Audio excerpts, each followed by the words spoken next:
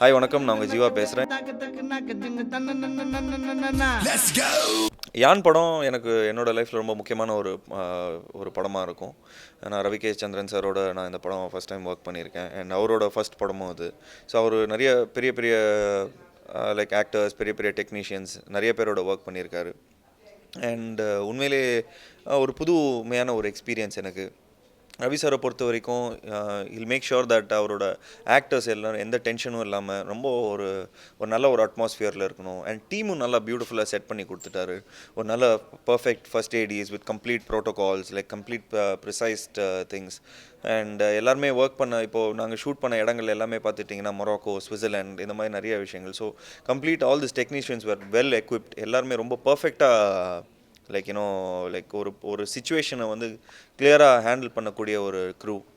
So as an actor எனக்கு ரொம்ப நல்லா இருந்தது. I didn't have to concentrate on இது அது அப்படிங்கிற மாதிரி எதுவும் கான்சன்ட்ரேட் பண்ணுற அளவுக்கு எதுவும் இல்லாமல் இருந்தது. ஒன்லி ஆக்டிங்க்கு மட்டும் முக்கியத்துவம் கொடுக்குற மாதிரி இருந்தது. ஸோ நல்ல ஒரு ஆப்பர்ச்சுனிட்டி எனக்கு அவங்க கூட ஒர்க் பண்ணதில்.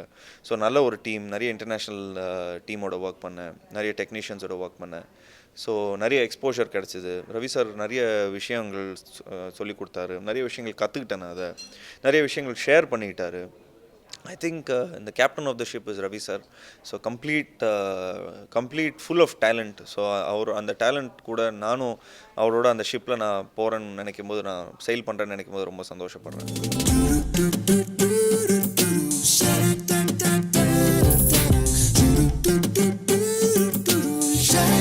என்னோடய படங்களில் சாதாரணமாக நான் இப்போது கதை, லைக் என்ன ஆக்ஷன் சீக்வன்ஸ் அப்படிங்கிற மாதிரி எனக்கு சாதாரணமாக டான்ஸ் ஆடுறதே அவ்வளோ கொஞ்சம் அலர்ஜியாக இருக்கும். ஏன்னா அவங்களோட பீட்டுக்கு கரெக்டாக அதுக்கேற்ற மாதிரி ஆடுறது வந்து எனக்கு கொஞ்சம் அலர்ஜியாக இருக்கும். பட் இந்த படத்தில் வந்து Ravi sir was very sure, very clear that நிச்சயமாக இந்த படம் வந்து நாட் ஓன்லி சென்னையில் பார்க்க மாட்டாங்க, நாட் ஓன்லி தமிழ்நாட்டில் பார்க்க மாட்டாங்க. நிச்சயமாக அவர் ஒர்க் பண்ண டெக்னீஷியன்ஸ் லைக் பாலிவுட்டில் எல்லாருமே நிச்சயமாக பார்ப்பாங்க. ஸோ எல்லாருமே நல்லா டான்ஸ் ஆடுறவங்க. ஸோ நிச்சயமாக என் படத்தில் நடிக்கிற ஹீரோ நல்லபடியாக டான்ஸ் ஆடணும் அப்படிங்கிறதுல ரொம்ப கிளியராக இருந்தார். ஸோ நல்லா ரிஹர்சல்ஸ்லாம் பண்ணிக்கிட்டேன். ஸோ நல்லா எஃபர்ட் எடுத்து கொஞ்சம் டான்ஸஸ்லாம் பண்ணியிருக்கோம். ஸோ எக்ஸாட்டிக்கான லைக் லொக்கேஷன்ஸ்லையும் ஷூட் பண்ணியிருக்கிறோம், நல்ல மூமெண்ட்ஸ் பண்ணியிருக்கிறோம். ஆல் தி ஆக்டர்ஸ் எல்லாமே நல்ல காஸ்டியூம்ஸ், காஸ்டியூம்ஸ் வந்து கிம் பண்ணாங்க. அண்ட் அதே மாதிரி மேக்கப் வந்து பார்த்துட்டிங்கன்னா எனக்கு வந்து சாதாரணமாக லைக் சண்முகனா தான் பண்ணுவார். அண்ட் அதே மாதிரி துளசி வந்து பார்த்துக்கிறது வந்து ப்ரீத்தின்னு சொல்லி பார்த்துட்டாங்க. ஸோ எல்லாம் அந்த முக்கியத்துவம் ஒன்று கொடுத்துட்டாங்க. எல்லாம் லைக் ஒரு ஃபிலிம்னா அந்த ஒரு கிளாசினஸ், ஒரு க்ளீன்னஸ் அப்படிங்கிறது வந்து ரொம்ப பர்ஃபெக்டாக like they made sure that it should be there. So அது அந்த மாதிரி அந்த அளவுக்கு இந்த படம் நல்லபடியாக அமைஞ்சிருக்கு.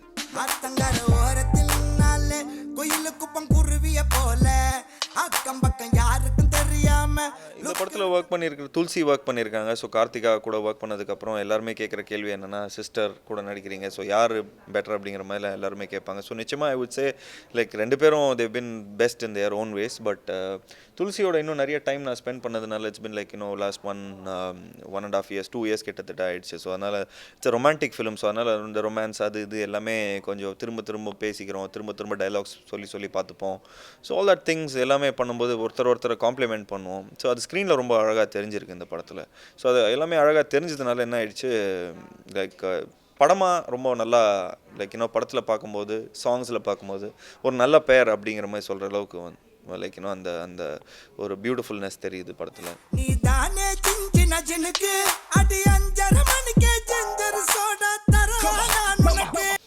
அண்ட் நாசர் சார் நடிச்சிருக்காரு இந்த படத்தில். நாசர் சாருக்கு வந்து அவரோட நிறைய படங்கள் நான் அவர் கூட நடிச்சிருக்கிறேன். அவர் ஒரு மென்டராக இருந்திருக்காரு, நிறைய வெல்விஷராக இருந்திருக்காரு. நிறைய விஷயங்கள் நான் ஒரு மென்டல் பிளாக்ல இருக்கும்போது நிறைய விஷயங்கள் அவர் என்கிட்ட நான் போய் கேட்பேன். ஸோ அதே மாதிரி இந்த படத்துலையும் லைக் எனக்கும் அவருக்கும் ஒரு சீக்வன்ஸ் ஒன்று வரும், ஒரு ரொம்ப முக்கியமான ஒரு சீக்வன்ஸ் வரும். ஸோ ரெண்டு ஆஸ் அ கிரேட் ஆக்டர் அவர். ஸோ அவரு கூட நானும் கொஞ்சம் லைக் கொஞ்சம் டீசெண்டாக நடிக்கணும். ஸோ அதனால் அவரும் நிறைய விஷயங்கள் இன்புட்ஸ் கொடுத்தாரு. ஸோ என்னோட அவுட்புட் உண்மையிலே ரொம்ப நல்லபடியாக அந்த சீனில் பர்டிகுலராக வந்திருக்கு. நவாப்னு சொல்லிட்டு நவாப் ஷா அவர் இந்த படத்தில் நடிச்சிருக்காரு. டான் 2 படத்தில் அவர் தான் வில்லன், இந்த படத்துலையும் அவர் தான் வில்லன். ரொம்ப முக்கியமான ஒரு டெரரான ஒரு வில்லனாக பண்ணியிருக்காரு. கருணா நடிச்சிருக்காரு இந்த படத்தில். ஒரு லைக் ஒரு டாக்ஸி டிரைவராக நடிச்சிருக்காரு.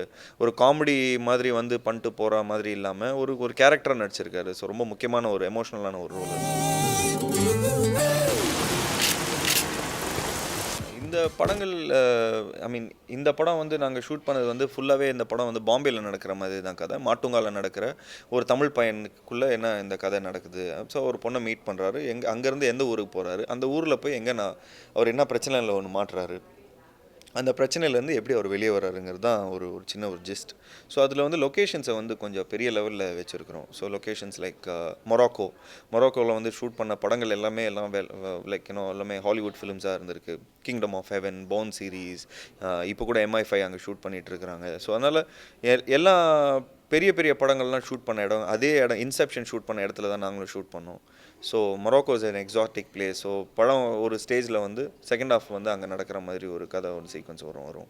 சுவிட்சர்லாண்ட், பொள்ளாச்சி, அது லைக் அதாவது சென்னை லைக் தமிழ்நாட்டோட பொள்ளாச்சி மாதிரி யூரோப்போட பொள்ளாச்சி வந்து சுவிட்சர்லாண்ட். ஸோ அந்த இடத்துல போய் அடிக்கடி நாங்கள் போய் ஷூட் பண்ணிட்டு வந்திருக்கோம். ஸோ இந்த படம் கிட்டத்தட்ட 7th ஃபிலிம் ஒரு 8th ஃபிலிம் எனக்கு சுவிட்சர்லாண்டில். ஸோ அங்கே போய் ஷூட் பண்ணிட்டு வந்தோம். 2 சாங் ஷூட் பண்ணியிருக்கோம். லட்சம் கலோரின்னு ஒரு சாங் ஷூட் பண்ணியிருக்கோம். நீ வந்து போனதுன்னு ஒரு சாங் ஷூட் பண்ணியிருக்கோம். லட்சம் கலோரியில் வந்து ரொம்ப பியூட்டிஃபுல்லாக வந்திருக்கு. நிறைய லைக் சாதாரணமாக போகிற லொக்கேஷன்ஸ் இல்லாமல் வேறு லொக்கேஷன்ஸ்க்கெலாம் போய் நாங்கள் ஷூட் பண்ணியிருக்கோம். இயக்குனர் வந்து என்னை பொறுத்த வரைக்கும் இயக்குனர் வந்து ஒரு நல்ல ஒரு எல்லா விஷயத்தையும் நல்லா பகிர்ந்துப்பார். ஸோ ஐ திங்க் எல்லா விஷயத்தை பகிர்ந்துங்கிறதே ஒரு சொல்லிக் கொடுக்குற மாதிரி தான்.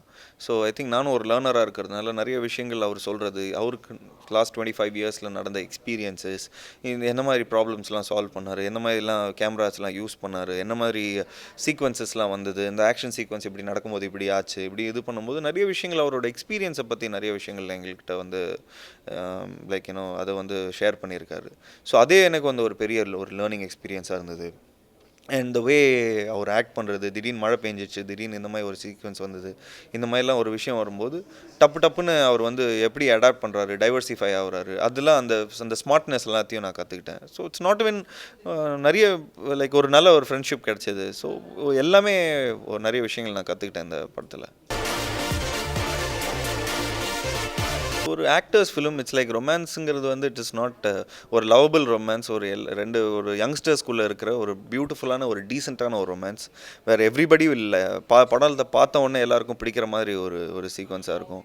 எல்லாருக்குமே பிடிக்கும் அந்த ரொமான்ஸ். ஸோ இட்ஸ் லைக் இந்த ரொமான்ஸ் வந்து ஒரு சண்டை ஒரு இந்த நிறைய ஸ்லாப்ஸ்டிக் விஷயங்கள். பட் ஒரு விசிட்டிங் கார்டு ஒன்று கொடுக்குறாங்கன்னா அது பறந்து போயிடும், அதில் எப்படி எகிரி குதிச்சு எங்கே இதெல்லாம் பண்ணி இந்த மாதிரி ஒரு குழந்தைங்களுக்குலாம் பிடிக்கிற மாதிரி ஒரு சீக்வன்ஸ்லாம் பண்ணியிருப்பேன். ஸோ இந்த மாதிரி தயங்குற அளவுக்கு எதுவும் இல்லை. ஒரு நல்ல எல்லாருக்கும் பிடிக்கிற மாதிரி டயலாக்ஸ் பேஸ் பண்ணி தான் இந்த ஃபிலிம். இந்த படத்தில் வந்து ஒரு 7-8 ஃபைட் இருக்குது, நிறைய சேஸ் இருக்குது. அப்படிங்கிற போது இந்த கதைக்கு ஏற்ற மாதிரி ஒரு ஃபியூஜிட்டிவ் பேஸ்ட் ஃபிலிம்ங்கிறதுனால கொஞ்சம் இந்த மாதிரிலாம் கொஞ்சம் ஒரு ஆன் த ரோல் எப்பயுமே ஹீரோ இருப்பார். ஸோ நிறைய ஸ்டண்ட் டைரக்டர்ஸ் ஒர்க் பண்ணாங்க. கீச்சான் ஒருத்தர் ஒர்க் பண்ணார், அதுக்கப்புறம் முஸ்தஃபா தூக்கின்னு ஒருத்தர் ஒர்க் பண்ணார். அது இல்லாமல் இன்னும் 2 ஸ்டண்ட் டைரக்டர்ஸ் ஒர்க் பண்ணாங்க. ஸோ ஒவ்வொரு சீக்வன்ஸ்க்கும் ஒவ்வொரு மாதிரியான அந்த ஒரு முக்கியத்துவம் கொடுத்துக்கிட்டோம். ஒரு சேஸ் வந்தால் இப்படி நல்லாயிருக்கும், சேஸ் பண்ணுறவங்க மட்டும் யார் இதில் ஸ்பெஷலிஸ்ட் அப்படின்னா அவங்களுக்கு தனியாக கொடுத்தோம். ஹேண்ட் ஃபைட்டிங், காம்பேட் ஃபைட்டிங்னா அதுக்கு ஒரு தனியாக ஒன்று கொடுத்தோம். ஸோ கொஞ்சம் மார்ஷியல் ஆர்ட்ஸ் சம்மந்தப்பட்ட ஒரு விஷயம்னா அப்படி இருக்கும். ஸோ இது கம்ப்ளீட் ஒரு எல்லாருக்கும் பிடிக்கிற ஒரு லைக் குழந்தைங்களுக்குலாம் கொஞ்சம் லைக் ஒரே மாதிரி விஷயம் இருக்குன்னா கொஞ்சம் வேறு மாதிரி இருந்தால் எல்லாருக்கும் பிடிக்கும். ஸோ இப்போது கொஞ்சம் அந்த எக்ஸ்ட்ரா எஃபர்ட் தான். இப்போ ஒரு டான்ஸ் ஒரு சாங் எடுக்கிறோன்னா ஒரு 5 சாங் ஒரே சினிமாட்டோகிராஃபர் கொடுக்கறது இல்லை. ஸோ அந்த மாதிரி ஒரு ஃபைட் அப்படி இருக்குதுன்னா ஒரு ஃபைட் ஃபுல்லாக கம்ப்ளீட்டாக இல்லை. ஸோ அது நம்ம லைக் ஒரு 5-6 ஃபைட் இருக்குதுன்னா ஒரே கொரியோகிராஃபர் கொடுக்கல.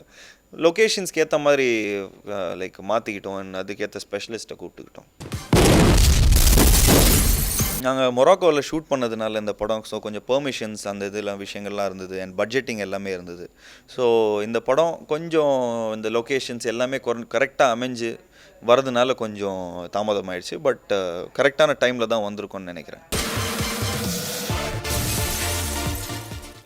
எனக்கும் நிறைய ஆப்பர்ச்சுனிட்டிஸ் வந்தது ஃப்ரம் ஹிந்தியும் சரி, தெலுங்கும் சரி. ஏன்னா தெலுங்கில் வந்து we have a big company also. But Tamil படத்துக்கு ஏற்ற சென்சிபிலிட்டிஸ்க்கு ஏற்ற மாதிரி கொஞ்சம் எனக்கு முக்கியத்துவம் கொடுத்துட்ருக்கேன். ஸோ அது இல்லாமல் இப்போ தெலுங்கு, மலையாளத்தில் எல்லாமே கொஞ்சம் டப்பிங்லாம் நடக்கிறதுனால ஸோ ஐ திங்க் இந்த டப்பிங் வந்ததுலேருந்து சரி தமிழ் படத்தையே ஃபஸ்ட்டு கான்சன்ட்ரேட் பண்ணுவோம் அப்படின்னு. அந்த மாதிரி எனக்கு suppose if I have any other offers I'm sure நிச்சயமாக தெலுங்கும் சரி, ஹிந்தியும் சரி, நிச்சயமாக நான் அதுக்கு I'll be open to do it. Madras படம் ஃபஸ்ட்டு என்கிட்ட சொல்லும்போது எனக்கு 2 ஆப்ஷன் இருந்தது. யான் பண்ணணுமா, மெட்ராஸ் பண்ணணுமா அப்படிங்கிற மாரி இருந்தது. ஸோ இப்போ யானும் சரி, மெட்ராஸும் சரி 2மே ஒரே வாரத்தில் ரிலீஸ் ஆகுது. இப்போது மெட்ராஸ்க்கு அப்புறம் யான் ரிலீஸ் ஆகுது. ஸோ 2மே ஒரே வாரத்தில் வந்தால் 2மே எனக்கு கொஞ்சம் கிளாஷ் ஆகிடும். ஸோ எனக்கு டேட்ஸ் அந்த நேரத்தில் யானுக்கு தான் ஃபஸ்ட்டு நான் முக்கியத்துவம் கொடுத்தேன். ஏன்னா அந்த டைமில் நான் யானுக்கு வந்து நான் டேட்ஸ் கமிட் ஆகிட்டேன். ஸோ அதனால் மெட்ராஸ் என்னால் பண்ண முடியல அந்த நேரத்தில். என்னோட வியூஸ் அண்ட் எக்ஸ்பீரியன்ஸை பற்றி நான் இவ்வளோ நேரம் பேசினேன். உண்மையிலே I really felt good and India Glitz have always been very supportive towards me. Thank you so much.